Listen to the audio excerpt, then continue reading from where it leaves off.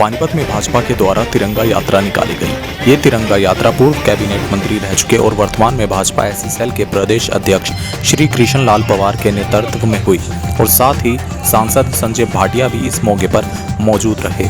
कृष्ण लाल पवार और संजय भाटिया दोनों ने ही मोटरसाइकिल पर सवार होकर यात्रा की शुरुआत की और यात्रा में मौजूद नौजवानों का जोश बढ़ाया।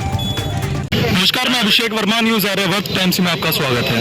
हमारे साथ मौजूद हैं पूर्व परिवहन मंत्री और मौजूदा प्रदेश अध्यक्ष एससी सेल के कृष्ण लाल पवार जी और साथ में सांसद संजय भाटिया जी। पूरे हिंदुस्तान में भारतीय जनता पार्टी संगठन ने फैसला किया जो शहीद हैं उनके सम्मान में तिरंगा यात्रा विधानसभा वाइज निकाली जाए।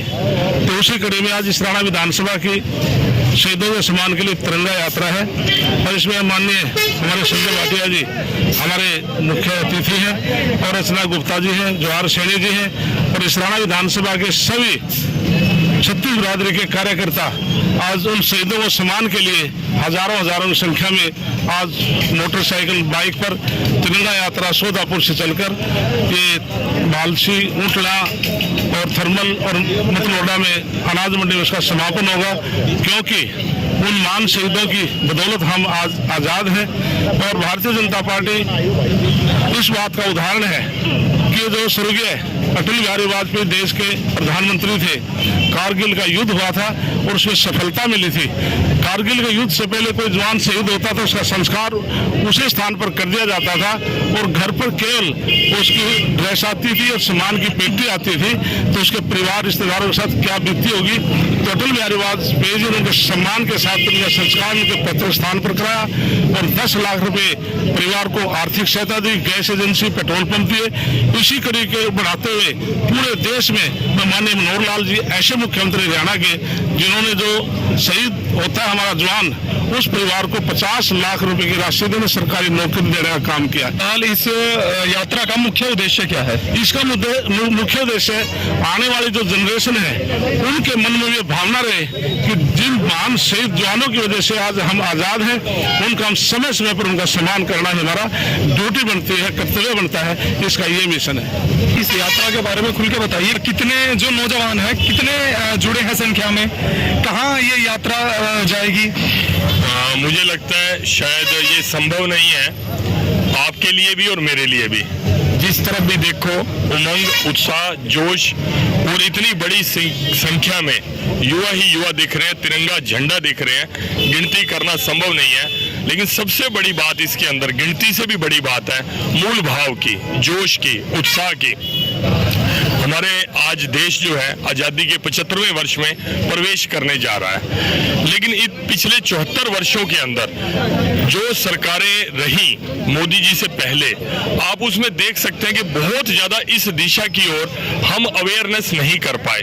कहीं ना कहीं जो पहले की सरकारें हैं परिवार तक सीमित रह गई। चाचा नेहरू बच्चों को बहुत स्नेह रखते थे, इंदिरा जी ने बड़ा वानर सेना बना दी देश को आज़ाद करने के लिए। कहीं ना कहीं हम लोगों से अन्याय हुआ है उन शहीदों के प्रति कि जिन्होंने अपनी जान देकर, शहीद आजम भगत सिंह, मैं समझता हूँ जो सर्वस्व बलिदान माना जाता है, हम जिस पुरातन संस्कृति को मानते हैं, जो सबसे बड़ा बलिदान माना जाता है वो जीवन का माना जाता है। और जिन्होंने अपने जीवन का बलिदान दिया, शहीद आजम भगत सिंह, सुखदेव, राजगुरु, चंद्रशेखर आजाद, बिस्मिल, ऐसे हजारों नौजवानों ने जिन्होंने अपनी कुर्बानी दी और जिनकी कुर्बानी की वजह से इतना दबाव बना कि अंग्रेजों को ये देश छोड़ के जाना पड़ा। कहीं ना कहीं हमें लगता है कि हमारी सरकारें उनके साथ न्याय नहीं कर पाई।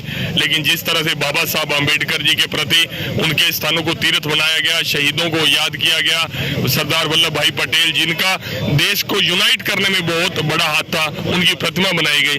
उस दिशा की ओर भारतीय जनता पार्टी भी और नरेंद्र मोदी जी की सरकार निरंतर अग्रसर रहती है। और आज सारी चीजों को छोड़कर सबसे पहले देश है इस चीज को सिद्ध करने के लिए। आज आप देखते हैं कि इतनी बड़ी हजारों में आप कोई पॉलिटिकल रैली करते हैं, पॉलिटिकल कोई मोटिव लेके चलते हैं, शायद वो जोश और भावना नहीं होती, लेकिन जितनी जोश और भावना देश के प्रति है और भारतीय जनता पार्टी का यही सपना है कि देश हमारे लिए सर्वोपरि है। वही चीज पार्टी से हटके थोड़ा सा देश और 15 अगस्त के बारे में सिर्फ बात की जाए तो इस 15 अगस्त को कोरोना काल में क्या स्थिति रहने वाली है इस 15 अगस्त की? देखिए, अभी हम सेकेंड वेव से निकले हैं, लेकिन जो दुनिया के अंदर जो खबरें आ रही हैं या जो साइंटिस्ट हमारे विज्ञान और जो डॉक्टर्स बता रहे हैं वो चिंता जाहिर कर रहे हैं कि थर्ड वेव आ सकती है। लेकिन मुझे लगता है कि जिस तरह फर्स्ट वेव और सेकंड वेव से हम निकले हैं, पहली बात तो परमात्मा करे वो थर्ड वेव आए ही ना। अगर फिर भी थर्ड वेव आती है, हम पूरी मजबूती से, क्योंकि आज इंफ्रास्ट्रक्चर हर तरह से मजबूत हो चुका है। जब कोरोना आया था शायद एक भी किट हमारे हिंदुस्तान में नहीं बनती थी, लेकिन हिंदुस्तान ने ये रिकॉर्ड बनाया, हमारे साइंटिस्ट ने ये रिकॉर्ड बनाया, हमारे नेतृत्व ने ये रिकॉर्ड बनाया कि जिस तरह प्लेग, चेचक और पोलियो के जो इंजेक्शन और वैक्सीनेशन थी, जो ड्रॉप्स थे, वो पूरी दुनिया में पहले सारी जगह बंट जाते थे, कहे जाते थे। उसके बाद हमारी सरकार जाके उनसे मांगती थी कि हमारे देश को भी वैक्सीनेशन उपलब्ध कराई जाए। लेकिन ये पहली बार हुआ है कोरोना जैसी महामारी का वैक्सीनेशन, जिससे पूरी दुनिया हिल गई और वो दुनिया में वो वैक्सीन सबसे पहले हिंदुस्तान में बनी और एक जगह नहीं दो जगह पे बनी। मैं इसलिए सल्यूट करता हूं अपने साइंटिस्ट को, डॉक्टर्स को और अपने नेतृत्व को सल्यूट करता हूं कि आज हिंदुस्तान दुनिया के सक्षम देशों के अंदर सबसे अग्रणी देशों में खड़ा है। डेवलप्ड कंट्रीज भी इकोनॉमी को लेकर हिल चुकी हैं, लेकिन जिस तरह से 20 लाख करोड़ का पैकेज मोदी जी ने दिया, जिस तरह से फ्री राशन, कोई भी परिवार इस कोरोना काल में रोजगार नहीं कर पा रहा। 80 करोड़ लोगों को किसी भी देश ने आज तक ऐसी कोई योजना नहीं चलाई कि 80 करोड़ लोगों को खाने का राशन फ्री में दिया जाए। ये मोदी जी थे, उनका सपना था, उनकी दूरदर्शिता थी और ये सारे समाज की एकजुटता थी करने। 15 अगस्त को अब ये मनाया जाएगा। हाँ, क्यों नहीं मनाया? बिल्कुल बिल्कुल, क्यों नहीं मनाया जाएगा? सबके दिलों में 15 अगस्त है, आजादी के मतवाले हैं सारे। मैं सोनिया गाबा, भारतीय जनता पार्टी जिला सचिव। आज तिरंगा यात्रा जो हमारे इसराना विधानसभा में है, तो हमें ये देख के देशभक्ति जो लोगों के अंदर है बहुत ही अच्छा लगा।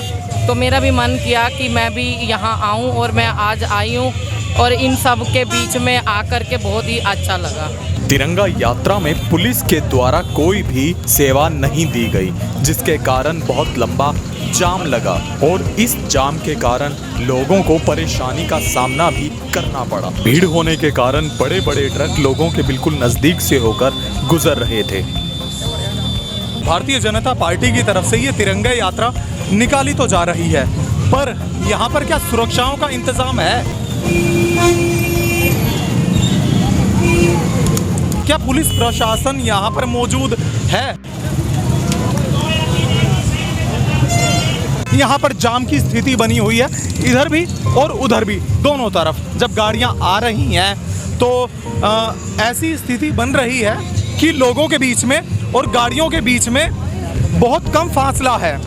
अब उस जाम को दूर करने के लिए, इस स्थिति से निजात पाने के लिए ना तो प्रशासन है ना पुलिस है। जाम देखिए कितनी बुरी तरह जाम लगा हुआ है यहाँ पर।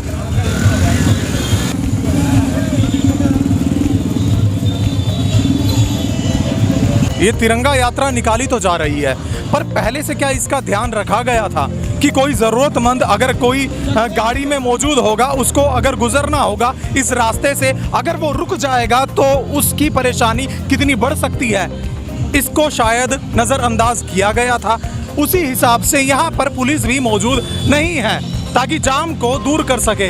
ये गाड़ियाँ देखिए, ये बस है, रोड के कितने साइड में से आ रही है।